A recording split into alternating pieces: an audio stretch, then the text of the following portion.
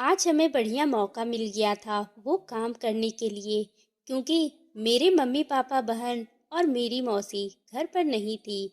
वह दादी के यहाँ गए हुए थे। मेरी मौसी अपने पति के साथ हमारे घर पर ही रहती थी और यहीं नौकरी करती थी।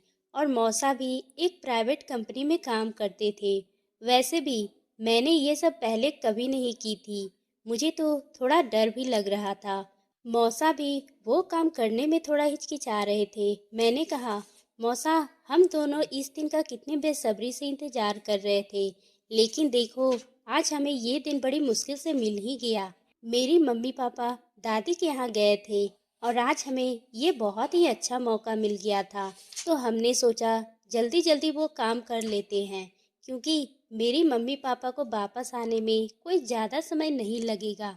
मेरी दादी का घर बस 5 किलोमीटर दूर ही था। मुझे डर ही लग रहा था कि कहीं अगर ये बात मेरे पापा को पता चल गई तो वह मुझसे और मौसा से बहुत ही गुस्सा होंगे, क्योंकि मेरे पापा पढ़ाई को लेकर बहुत ही ज़्यादा स्ट्रिक्ट थे। हालांकि इस काम के बारे में मैं जानने के बाद मेरे मम्मी पापा बहुत ही खुश होते, लेकिन हम ये सब उन लोगों से छुपाकर शुरुआत करना चाहते थे। मैं और मौसा अपने काम करने में लग गए थे। इतने में ही दरवाज़ा खटखटाने की आवाज़ आई। हम दोनों सब कुछ छोड़कर कमरे से बाहर भाग आए तो देखा मेरी मम्मी पापा लौट आए थे। मेरा नाम पीहू है। मैं दिखने में बहुत ही खूबसूरत लड़की थी। मेरी उम्र भी कोई ज़्यादा नहीं थी, यही कोई 14 साल की थी। पर मेरे मौसा मुझसे काफ़ी ज़्यादा उम्र में बड़े थे। उनकी शादी मेरी मौसी से हुई थी। मौसी की नौकरी मेरे शहर में ही लगी थी, इसलिए मम्मी ने कहा कि हमारे साथ रहे।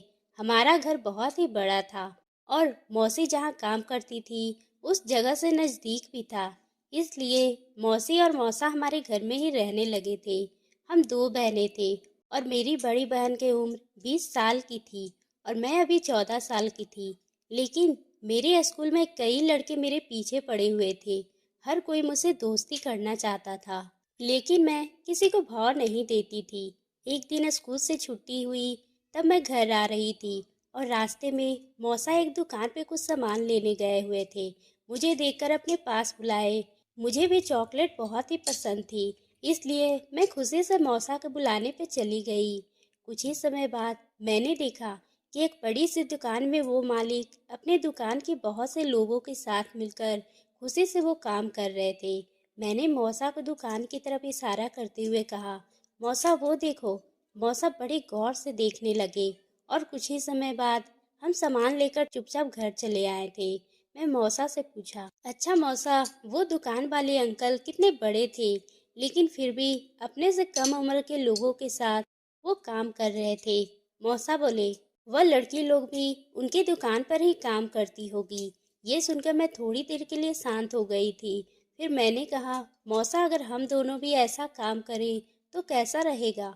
मौसा बोले कि हम तो वो काम नहीं कर सकते, क्योंकि अभी तुम बहुत ही छोटी हो और तुम्हारे मम्मी पापा और मेरी बीवी ऐसा करने थोड़ी ही देंगे। मैं कही, लेकिन मौसा, इसमें बुरा भी क्या है? बल्कि हम तो ये काम करके मैं अपने माँ बाप की मदद करूँगी और आप मौसी की मदद करेंगे। मौसा बोले, ठीक ही है, लेकिन हम ये बात अभी किसी को नहीं बताएंगे। तुम अभी अपने मम्मी पापा को भी अभी पता नहीं चलने देना और ना ही अपनी मौसी को पता चलने देना। ये सुनकर मैंने कहा, लेकिन मौसा, हम कब तक छुपाएंगे? एक न एक दिन तो ये बात घर वालों को पता चल ही जाएगी। मौसा बोले, जबकि तब देखा जाएगा, लेकिन हम अभी कुछ नहीं बताएंगे। मैंने कहा, ठीक है। रात के खाना खाने के बाद मैं और मौसी थोड़ी देर टहलने के लिए छत पे चले गए थे। हम दोनों वहाँ काफ़ी देर तक बातचीत करने रहे थे। इतने में मौसा भी छत पर आ गए और मौसी से बोले, मेरे लिए खाना बना दो, मुझे भूख लगी है। मौसा की बात सुनकर मौसी खाना बनाने किचन में चली गई और मौसा छत पर ही मेरे पास बैठ गए और मुझसे कहने लगे, पीहू, तुम तो अभी छोटी हो, वह काम जो हमने देखा था वह सही से कर लोगी? मैंने कहा, क्या बात करते हो मौसा, इसमें कौन सी बड़ी बात है? फिर मौसा बोले, तो ठीक है, 2-4 दिन बाद मेरे ससुराल यानी कि तुम्हारे दादाजी के यहाँ एक कार्यक्रम है, तो वहाँ तुम्हारे मम्मी पापा और मेरी बीवी वहाँ जरूर जाएंगे और हम कोई बहाना करके घर पर ही रह जाएंगे, तो उस दिन हम ये सब काम करने का ट्राई करेंगे। मैं मौसा की बात सुनकर बोली, ठीक है, ये सही समय रहेगा। ये काम हम दोनों के लिए बहुत ही ज़रूरी था, क्योंकि हमें बहुत ही फायदे होने वाले थे। एक तो मम्मी पापा की मदद होगी, दूसरी मुझे और मौसा को एक नया एक्सपीरियंस मिल जाता। सुबह हुई तो मैं सबसे पहले स्कूल चली गई। उसके बाद जब वापस आई तो दोपहर के समय थे। उस काम के बारे में सोचने लगी, क्योंकि हमारी पढ़ाई भी बहुत ही जरूरी थी। एक दिन शाम को सब लोग बैठकर खाना खा रहे थे, तो हमने देखा कि पापा के चेहरे पर परेशानियां थी। मैं पूछी, क्या हुआ है, कोई परेशानी है क्या? तो पापा बोले, क्या बताऊं बेटी, परेशानी ही परेशानी है। एक तो काम धाम भी नहीं चल रहा है, ऊपर से इतना खर्च है कि दिमाग काम ही नहीं कर रहा है। मम्मी बोली, तेरी बहन के शादी के रिश्ते भी देखनी है, और हमारे पास तो पैसे की बहुत ही दिक्कत है। मैं कही, मम्मी तुम टेंशन मत लो, मैं कुछ करती हूँ। तभी पापा बोले, तुम क्या करोगी? तुम सिर्फ पढ़ाई करोगी और कुछ नहीं। पापा की बात सुनकर मैं सोची, पापा तो सिर्फ हमारे काम करने के बारे में सुनकर ही इतना गुस्सा हो गए थे, तो कहीं अगर वो जान जाएंगे तो मैं और मौसा के साथ कुछ काम करती हूँ, तब वो और भड़क जाएंगे। अब मुझे चिंता सताने लगी थी। रात को सब सो रहे थे, तो मैं मौसा के पास जाकर बोली कि मौसा, अगर पापा को पता चलेगा तो वो बहुत ही गुस्सा होंगे। वह चाहते हैं कि मैं सिर्फ पढ़ाई करे। मौसा बोले, अरे तुम टेंशन क्यों ले रही हो? जब हमारी मेहनत सफल हो जाएगी तो तुम्हारे मम्मी पापा भी बहुत ही खुश होंगे। मैं कही, ठीक है, लेकिन कोई गड़बड़ होगी तो आप ही संभाल लेना। मौसा बोले, हाँ ठीक है, मैं संभाल लूँगा। अगले दिन मम्मी पापा कहीं जाने की तैयारी कर रहे थे।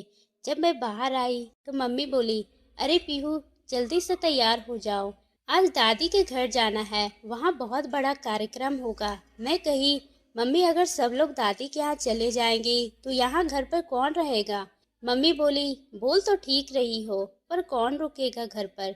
तभी मौसा भी आ गए और बोले, दीदी पीहू बिल्कुल ठीक कह रही है, हम दोनों यही घर पर रुक जाते हैं और आप सब लोग वहाँ चले जाएं, क्योंकि मुझे कंपनी के कुछ काम से कुछ फाइल तैयार करना है और पीहू अपनी पढ़ाई पूरी कर लेगी। ये सुनकर मम्मी बोले, ठीक है, घर की अच्छी तरह से देखभाल करना। फिर मम्मी पापा, दीदी और मेरी मौसी सब लोग वहाँ चले गए थे। देखकर हम खुश हो गए थे, क्योंकि अब तो हम अच्छे से उस काम को करेंगे और हमें रोकने वाला भी कोई नहीं है। मौसा बोले कि पीहू, अब मैं और तुम वो सब काम करने के लिए तैयार हैं। मैंने कहा, हाँ मौसा, हम बेफिक्र होकर करेंगे। शाम के 3 बज रहे थे। मौसा बोले, पीहू तुम जाकर बाजार से उस चीज को बनाने के लिए सामान लेकर आओ। मैंने कहा, ठीक है, लेकिन मौसा, हम उस काम को किसी कमरे में वो सब करेंगे। मौसा बोले कि हाँ, वो सब काम करने के लिए पीछे वाला कमरा सही रहेगा। और फिर मैं थैली ली। मौसा ने जो सामान मंगवाया था वो लेने चली गई। कुछ ही देर बाद मैं सामान लेकर आई। मौसा मुझे बुलाया और कहने लगे, देखो पीहू, मैं पीछे का कमरा तैयार कर दिया, तुम सारा सामान लेकर आ गई? मैं कही, हाँ मौसा, सारा सामान तो मिल गया, लेकिन एक चीज़ नहीं मिला। मौसा बोले, कौन सी चीज़ नहीं मिला? मैं कही, मौसा आपने 2 साँचे मंगवाए थे, मगर एक ही साँचा मिला है। तो मौसा बोले, कोई बात नहीं, आज हम एक ही साँचा तैयार करते हैं, दूसरा साँचा तुम कल ले आना। मौसा के साथ सारा सामान कमरे में लेकर चली गई और अंदर से कुंडी बंद कर दी थी। फिर हम दोनों वो काम शुरू कर दिए थे।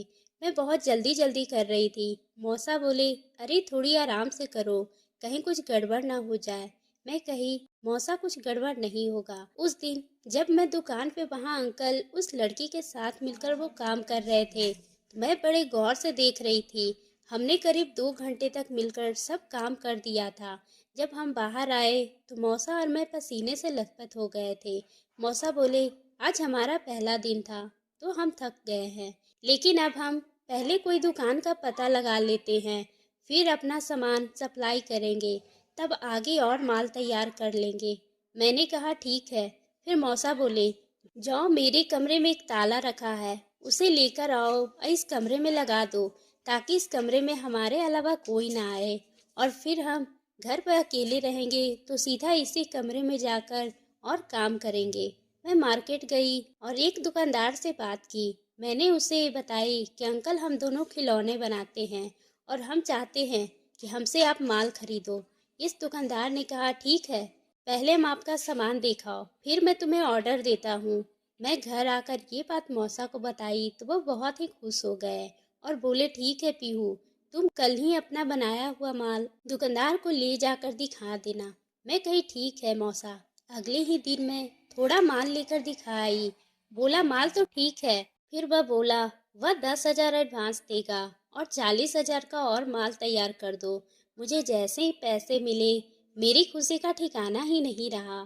फिर मैं घर आई। मैंने कहा, मौसा, हम भी अमीर हो जाएंगे, हमें 40,000 का काम मिला है, यहाँ तक 10,000 एडवांस पहले मिला है। उस दिन मैं अपने मम्मी पापा से माल छुपाकर तैयार करके दुकान पे सप्लाई करती थी।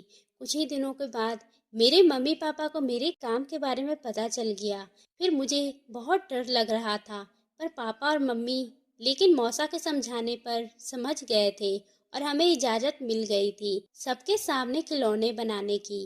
पापा भी सोचे कि उनका काम सही नहीं चल रहा है और पैसों की दिक्कत रहती है, तो पापा मम्मी भी खिलौने के माल को तैयार करने लगे थे।